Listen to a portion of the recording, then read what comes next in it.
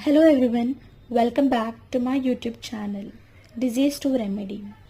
If you're constantly sneezing, rubbing your eyes or battling your stuffy nose during certain times of the year, then you might be dealing with allergic rhinitis. So today I'm going to break down what allergic rhinitis is and how homeopathy can help you to manage it naturally and effectively without any side effects of conventional medicines. So let's dive in. What is allergic rhinitis?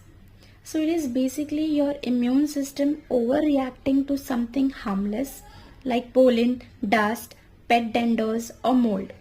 When exposed to these allergens, your body releases histamine, which causes symptoms like sneezing, running or blocked nose, itching or watery eyes,